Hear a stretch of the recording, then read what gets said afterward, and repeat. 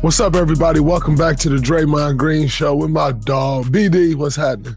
What's up, big dog? Follow the show on all social media platforms. That's at Draymond Green Show so you don't miss out on our special show announcements. Now, let's get right into it.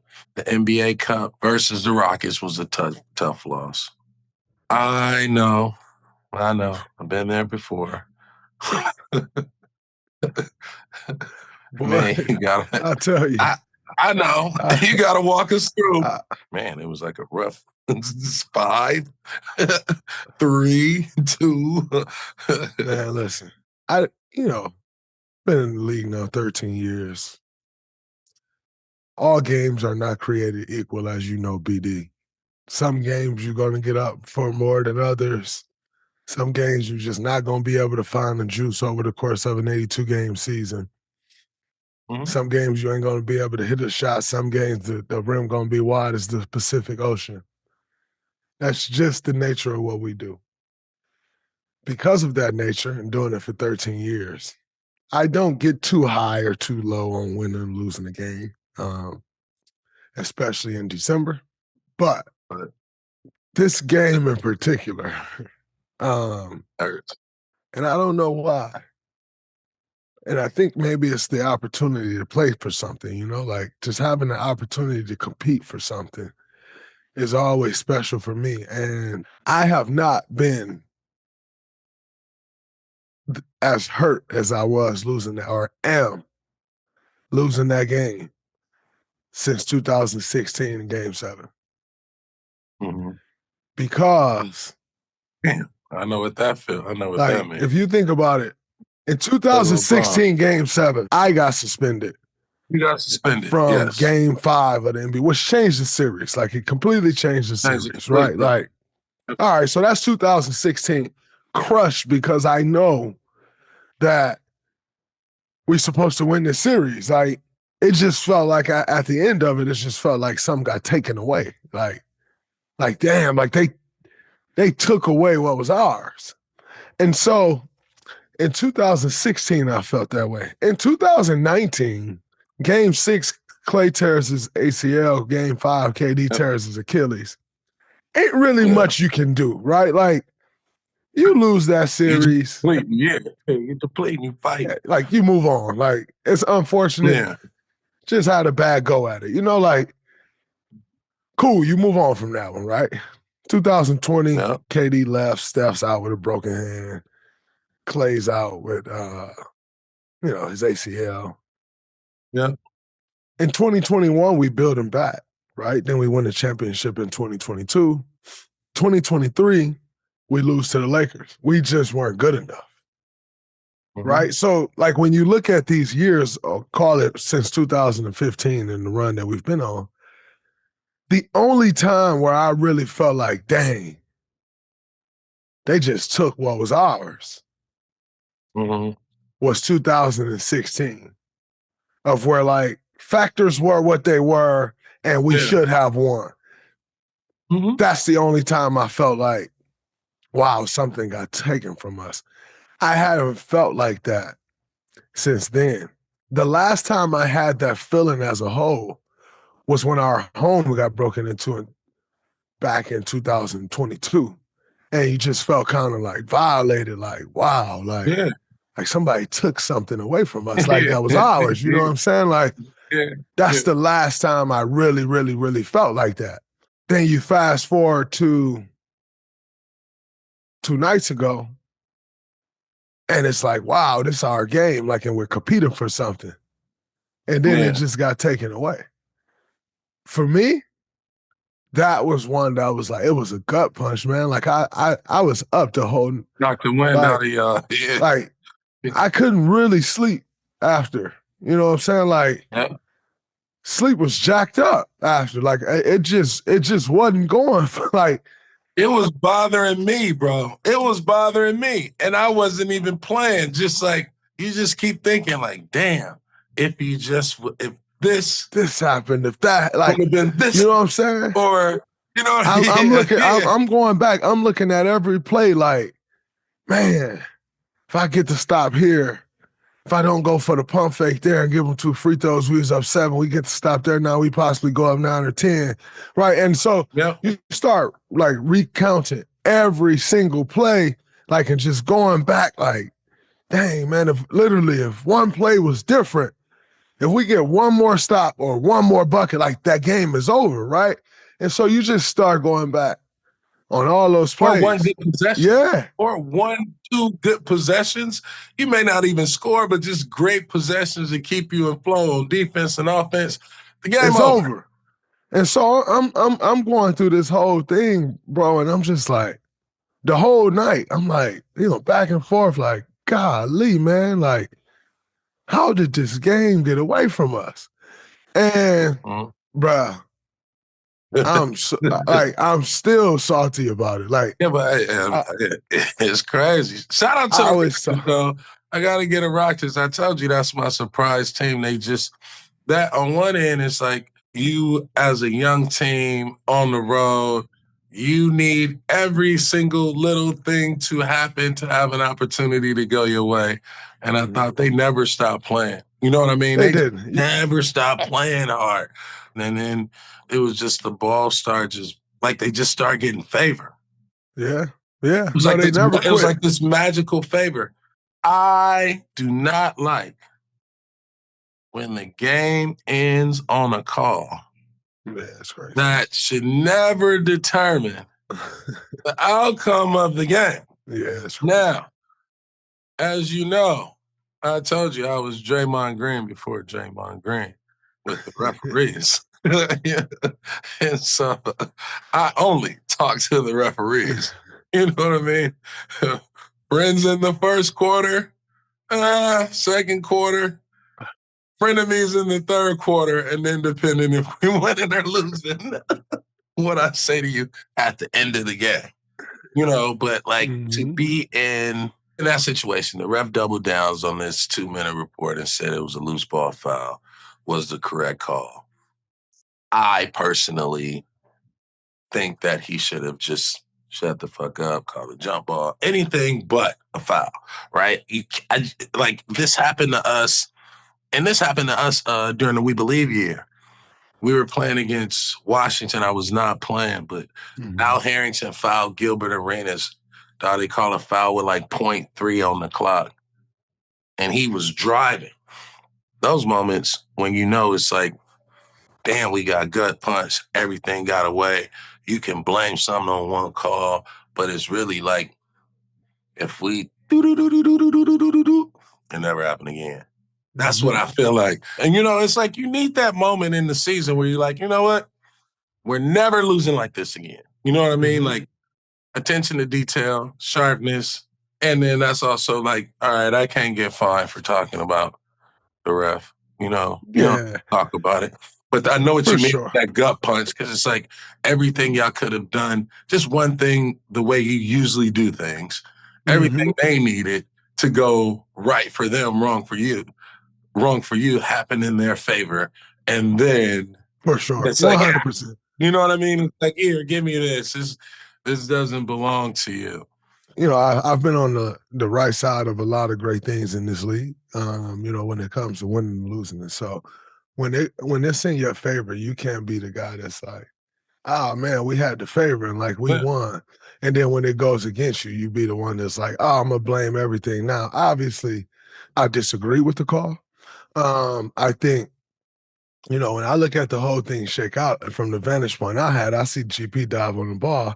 I see Fred VanVleet dive on GP back. Oh, man, crazy. Directly on his back. So I'm looking at it like, oh, okay, like, wow, they ain't calling. All right, keep playing. You know what I'm saying? Like, and then to see that call after what just happened with GP having the ball, and to also see 2 other referees come in like jump ball, you know what I'm saying? Yeah. And then one referee come in with a foul. Woo. It's like, whoa, that's crazy. Like, are you serious? Are we really doing this? Yeah. And like, and so I was just taken back by the foul. You got a guy on his back, 80 feet from the rim, and like we call a foul and give 2 free throws with that amount of time left. Yeah, that ain't the way, bro. No, and I thought that was crazy. Nonetheless, calls go the wrong way all the time. It's on us as players to not put ourselves in that position to where that call can affect the outcome of the game. And so when I look at all the things that went wrong, we go underneath of Fred VanVleet, just coming in off an inbound and he hit the three, right? That cuts it from 6-3. Those are mistakes that we can't have. You know what I'm saying? I get the stop on Şengün.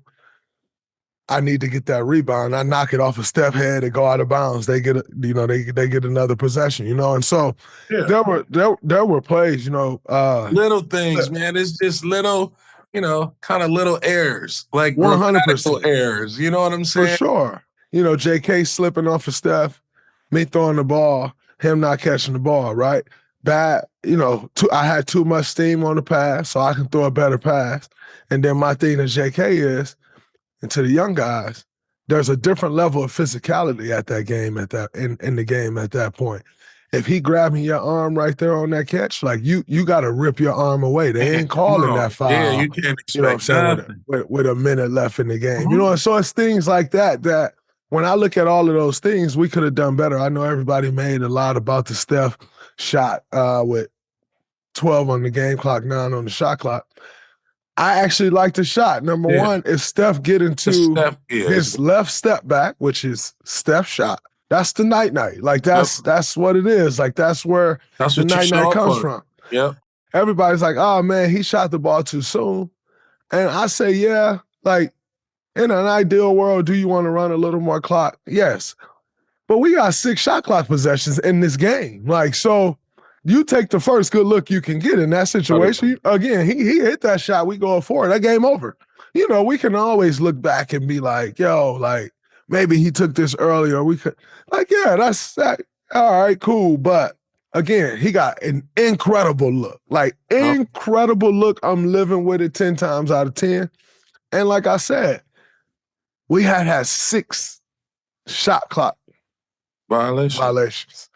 Taking that great look with the clock running down like that, I ain't mad at that at all. So I just think, like I said, I'm a little upsetting for the game to end on 2 free throws like that with a play like that. Nobody in scoring position with all the things leading up to it. Upsetting, but you got to make the plays down the stretch and give the Houston Rockets credit. They made the plays down the stretch, and we didn't. A little heartbreak, man. That was a gut punch for sure. That's the first time that organization has been able to deliver a gut punch like that to me in my career. So that's new territory, newfound territory. As a flag football coach, the ref took one away from me in the championship game. You feel what I'm saying? I know how you feel about refs, and I'd like to apologize to all refs out there for my behavior at flag football, but I was right. And my son did catch the game-winning touchdown, and the ref said that the ball was out. So I screenshot the ref and texted him about 30 times until he approved that he made a mistake. And so if we need to bring him on the show, just so people in the flag football league don't think I'm petty, I just know we won. You know what I mean? It's not about winning or losing. It's just when hey, somebody made a mistake. It wasn't my fault. You know what I mean? Somebody did something great. Somebody made a mistake. Fact. It's winners and losers, right? But the facts is, hey, you can have the trophy. We won that game because he made a mistake. So I get it. Refs, come on, man, get your mind right, referees.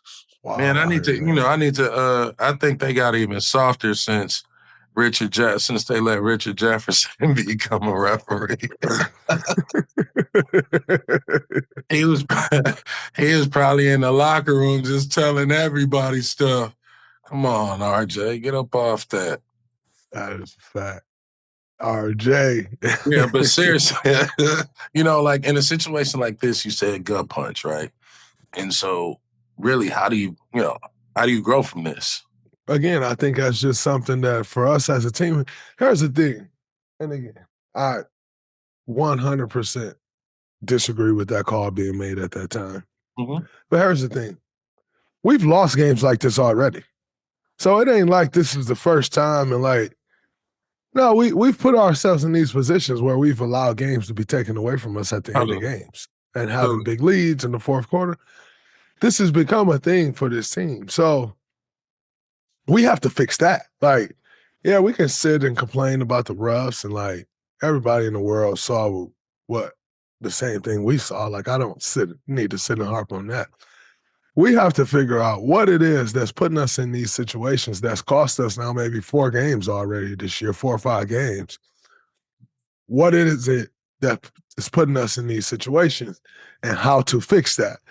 That's the way this team grows. We ain't going to grow by worrying about, oh, man, that call was wrong at the end of the game. Yeah, whatever. What are you doing to put yourself in the position to where that call can affect the game? Right. It's what our look need to be. And that's what needs to be fixed with us. You can't sit and worry about what call was made. Yep. What can you do to avoid that? It's our job. And that's how we got to move going forward. Attention to detail. That's it. Is 1,000%. Well, it's the most wonderful time of the year for getting in on all the basketball, football, hockey action at DraftKings Sportsbook. It's the season of giving, so we're being gifted college football and basketball, pro football, basketball, pro hockey to almost 24/7. It's an absolutely great time of the year. So a lot of games every day, so many opportunities to place your first bet. Now, if you're going to bet for the first time, just make it simple. Pick a team to win, any team. Go to DraftKings Sportsbook. They have an app. Download it in 90 seconds. Here's the gift for all new customers. Bet $5, just $5. If your bet wins, you get $150 in bonus bets. Download the DraftKings Sportsbook app. The code is Colin, C-O-L-I-N. New customers, $150 in bonus bets if you bet $5 and it wins. Happy holidays from DraftKings. The crown is yours. For one, it hurt when I'm like, all right, man, we going to Vegas, the NBA Cup. Now we looking at, Milwaukee, Atlanta, OKC versus the Rockets. You got any thoughts, any care? Are you going to watch? I don't know if I'll be able to watch, man. I'm hurt, brother. I can't understand. You watch somebody just take $500 away from you, bro. Yeah, bro. That cup means so. We just talked about how hype it is. You know how like a second life of energy, especially in the first half of the season. So I wouldn't watch either, man. I'll be out. Yeah, I don't know if I could watch, bro. Like I'm a little salty. I really don't know if I'm in the right mental space to watch that. It's okay. You watch somebody take a trophy away. You watch somebody take a $500,000 away. That ain't no easy thing to just watch and continue on. Like, oh man, this is exciting. Yeah, let me root for somebody else. Well, I tell you who I'm rooting for. I'm rooting for Houston. I do like OKC. I think that'll be a good one. And then looky. Guess who's in the semifinals? They need to bring you in as a mascot, bro. Hey, come on, bro. They got a mascot, a consultant. Come on, man. The coach calling out. They got to bring you in as something, man. You got to call me the coach whisperer or something, man. I told Doc, I said, hey, man, you got to let the wildebeest roam. You know what I mean? You got to let your giants be giants. And Milwaukee Bucks turning it around. Yes, they are. They have. I mean, I think it's a testament to ride with your dogs. Yes, sir. You know what I'm saying? Yes, sir. You got to put trust in those guys. Let them be great at what they're great at. The reason they are who they are is because of what they're great at. And I think, you're watching, as they've been, I wouldn't necessarily call it a winning streak because I'm not sure exactly what their streak is. Together. But they've been winning games. And if you look or watching, it's because Dame's playing good and Giannis is playing good. And, everybody else is now filling in and doing their roles, but those two guys are being the stars that they are. And it's changed the season around completely for Milwaukee. And here they are in the Final Four with a chance against the Hawks, who most people thought wouldn't even be there, with a chance to move on to the NBA Cup Finals. So got to give them a lot of credit. Got to give Doc a lot of credit for riding the ship.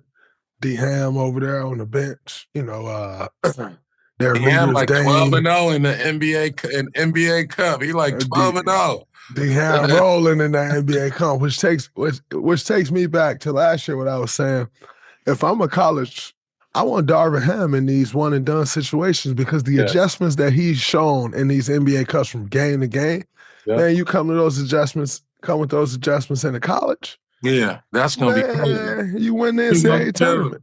Easy. You want to see Bill Belichick just went back to college. Man, bring Darvin Ham as a head coach of one of these top programs. I guarantee you. You're going to be You're going to have extreme success. You're going to be guarantee it. Yeah, no, for sure. For sure. Shout out to Chuck. Oh, Chuck Barkley. Guarantee it. Put Darvin Ham in a college, one of these top colleges, in that head coaching seat and watch what happens. I'm telling you. Right. And then you know what I do like? Atlanta. I start watching more of them. And they remind me a lot of y'all in the East. They're just a bad matchup for everybody they play. They play small. You got the boy Jalen Johnson playing like center, point forward, point guard. You got Trae Young, who's just impossible to guard. But I think all the other kids, they fit in, even the rookie.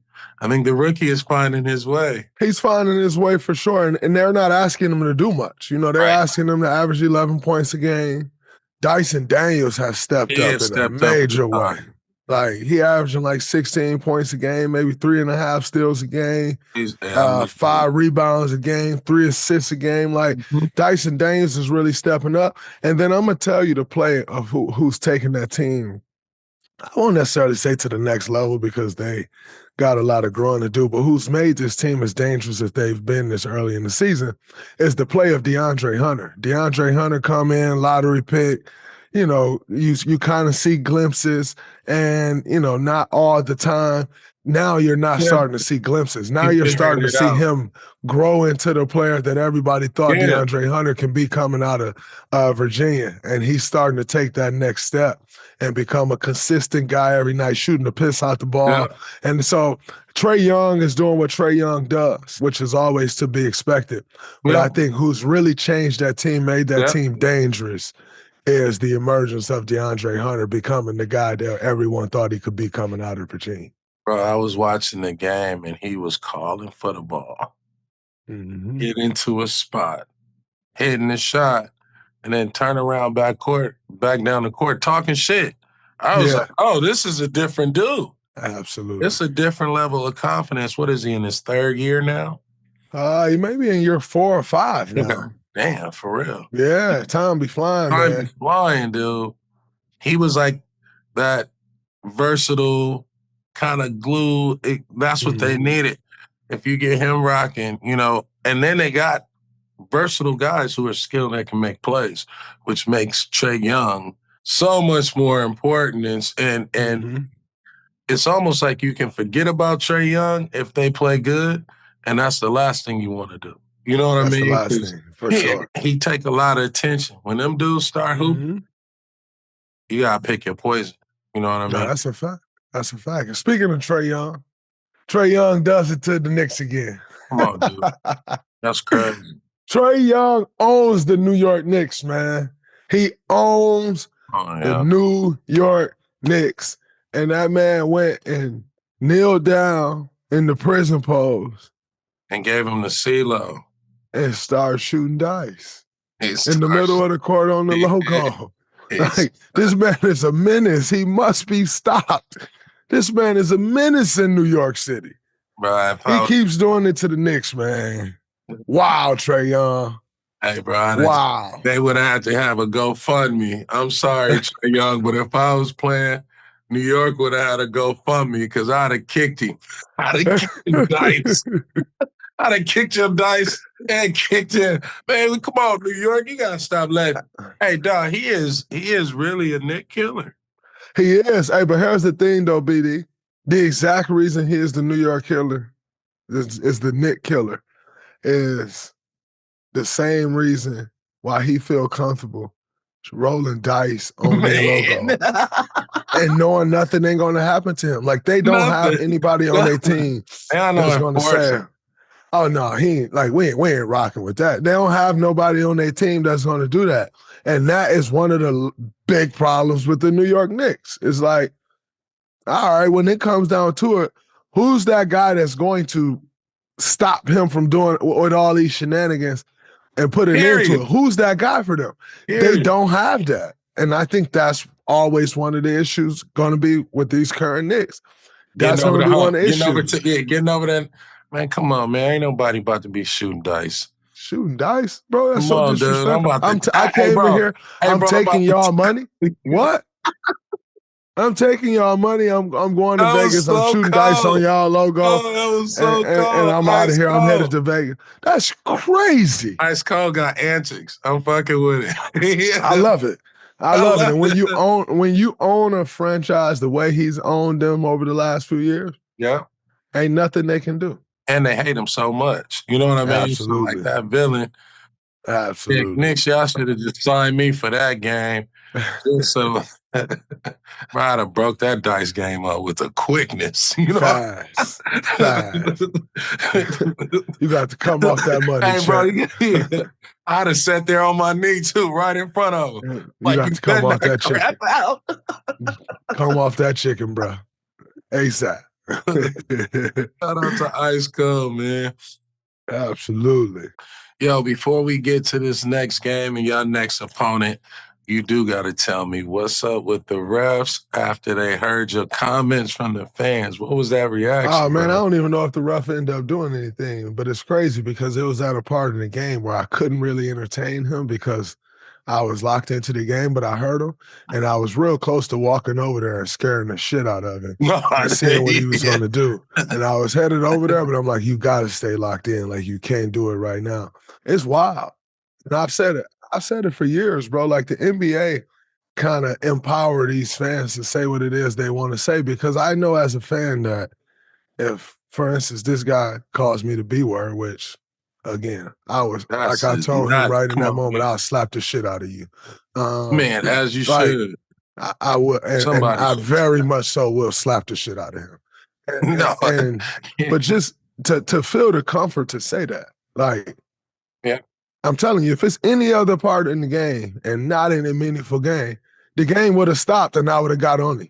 That's what really would have happened. If you had a pizza shop, a coffee shop, any other place, you ain't gonna say that. Absolutely, not at all. Because you know what comes with that. You know you got to back that up. And you wouldn't be sitting in that seat if you was willing to back that up. No. We're not going to even go there. But like I said, the NBA empowers these losers to say what they want because they know that if I say this and he say something back, he's going to get fined $25,000. Just like, I'm not sure if I'm going to still get fined from it or not, but I really can care less because it's very clear. Like, you hear the disrespect. Everyone in the world hears the disrespect. And if you think I'm just going to be like, oh, that ain't never going to happen. So it is what it is. But stop empowering these losers. And if they know they can get their ass kicked, they won't say that.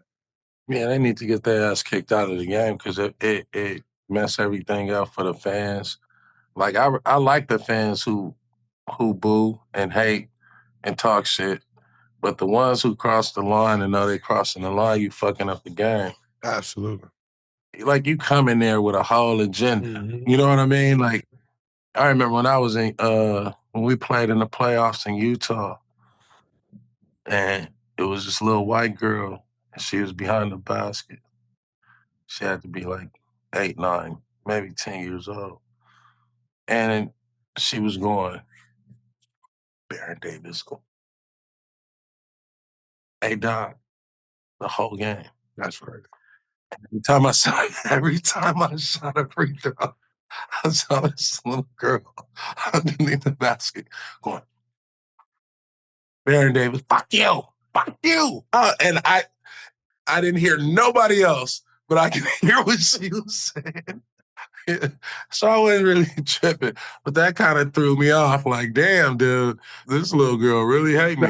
It's crazy because it throw you off. They came to the game. They was in the car like, all right, you going to sit here and you going to say F you to Baron Davis the whole night. And work the other side. Imagine teaching your kid to be a heckler. Imagine teaching your kid to show up to someone else's job, to be a heckler. Man, you teaching your kid to be a loser from the beginning. Oh, man, speaking of that, shout out to my dog, Mad Moves, rest in peace. He was one of my trainers. He was a professional heckler. He would go to comedy stores and heckle people. And I was like, bro, why would you tell me something like that? That's hilarious. So there's people like that out here, man. It's like, crazy. You know what? This is a profession. It is, but let them learn that as they grow. Don't teach your 9-year-old that that's what it got to be for you, just because that's what it is for you as a parent. Don't teach your 9-year-old. Keep it PC. Don't teach your 9-year-old to be a heckler, a.k.a. a loser. Oh, man, next up is the Dallas Mavericks. The last time y'all played, that was a hell of a game. Mm-hmm. They got one of the most incredible backcourts in the NBA. Talk about, Dallas, the way they playing, but most importantly, when you're going up against the dynamic of a Luka and Kyrie and what that means. They're playing really well. Obviously, they had Luka go through an injury earlier in the season. They actually started finding a rhythm with Luka out, and then Luka came back, and they continued to trend in the right direction. When you have Luka and Kyrie on the court, there's just problems that come with that. You got two guys that can get a bucket anytime they want. That's going to draw so much attention and open up other guys. That it makes that team, a very difficult team to guard. You see, like OKC the other day was like, we're not letting Luka beat us. We're going to make everybody else beat us, and they had some success with it. Ultimately, when you're facing guys like that, that's kind of the decision you usually have to make. Are we going to make Luka and Kyrie beat us, or are we going to do all we can to take those two guys out and make everybody else beat us? And that's kind of what it boils down to. Everybody have their theory. I don't think one theory is right or wrong. I think, you put that theory in place, and then who's the guys that's going to go out there, compete, and execute it? When you're guarding a Luka, I don't think people ever realize how big Luka is. He's 6'8", and he can see over everybody, got an extremely great passer. You can't just guard him to stop him from scoring. You also have to guard him to try to take away his passing angles as well. And it's just a tough thing to do, right? Like, you don't want to overreact on his drive to the rim, because if you overreact and he step back, he's 6'8", you can't contest the shot. But yet, if you stay even with him, he's just going to keep going and keep you on his hip, and he can finish because he has such great size. So Luka's always a tough guard when guarding him. And then I always just talk about Kyrie and guarding Kyrie. Like, I always speak about it more so from the help position. Like, when you're helping on Kyrie, you got to help so early, because he's so dangerous at every scoring position on the basketball court, whether it's at every level. Kyrie is extremely dangerous at every scoring level on the basketball court. You kind of have to be more over-aggressive on your help with Kyrie, because he can score from anywhere. Whereas most guys, you like, we don't need to get the aggressive till he get here. Well, Kyrie is everywhere on the court, because is an elite scorer at every level on the basketball court. No offensive deficiencies. 0. Neither one of them. That's rare, yo. As crazy as this sound, BD, Luka probably has more offensive deficiencies than Kyrie. And that's crazy to say, because Luka is one of the most skilled, one of the best players we've ever seen. But Luka doesn't catch and shoot as well as Kyrie catches and shoots, right? Like, Luka shoot the piss out the ball. We all know that. But he doesn't catch and shoot as well as Kyrie catch and shoot. Kyrie literally does not have a deficiency on the offensive end. It's crazy. Man, also, what do you think about the potential of AJ Dybantsa? I like him. And then he going to BYU. Crazy, man. BYU got the number 1 player in this class. Welcome to the NIL. Welcome to the NIL. Welcome to the NIL, where BYU can get a kid like AJ Dybantsa to come there for a year, because he'll be there for a year. There's reports that he's been paid somewhere around the $7 million mark. 7 M's, y'all. Wow. More power to him. Big college, bro.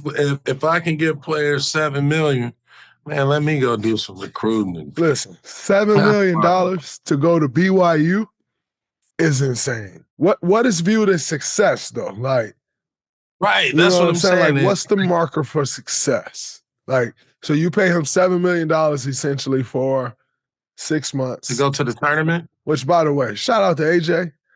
Brother, you just made the biggest bag you're going to make in your life per second and per hour.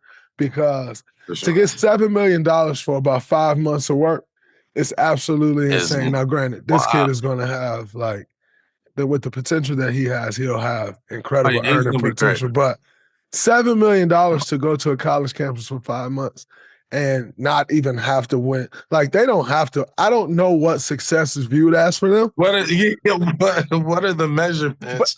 But I know it's not win a championship.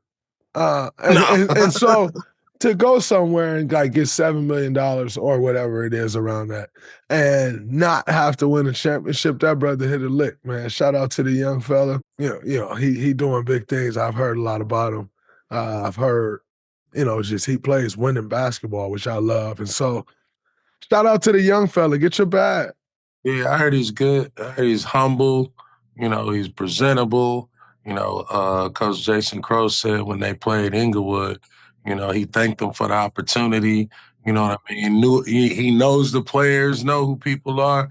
So it's like, man, you want to get him money to somebody that's going to be responsible. And this kid is definitely going to be responsible for his talents and what he bring and that energy he bring every day. Absolutely. I think when you look at the makeup of how he's going about his business and all the things that you just said, which I've been hearing as well about him, he looks to be on a LeBron James-like path where he got things in place around him where they have a system there, not stepping outside of that system, and he's building himself up. They're building him up to be the face of a lot of things.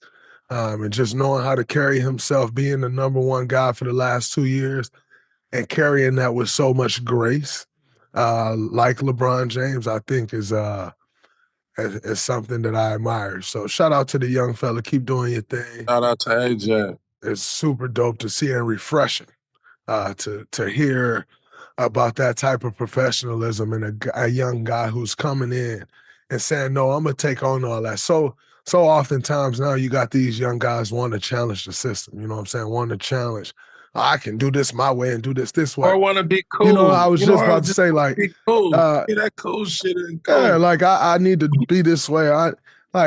Nah, man, stuff sells and it looks a certain way, period. And doing it your cool ass way ain't worked for nobody. It ain't gonna work for you. So it's good to see a young fella like this, but kind of with that old school mentality of doing things. And, the amount of success that he's going to have in doing things that way, it'll benefit him in the end. So shout out to the young fella and also shout out to y'all. That's a wrap. Oh, by the way, make sure that y'all check out these interviews that we got coming over the next couple weeks. We got some great interviews we've done. I hope y'all enjoyed them as much as we enjoyed them. So be on the lookout for that. And like BD told y'all at the beginning, follow the page for the show at Draymond Show on X, formerly known as Twitter, so you don't miss any announcements. But that's a wrap from this episode of the Draymond Green Show with my dog BD. Yeah, appreciate you. Peace.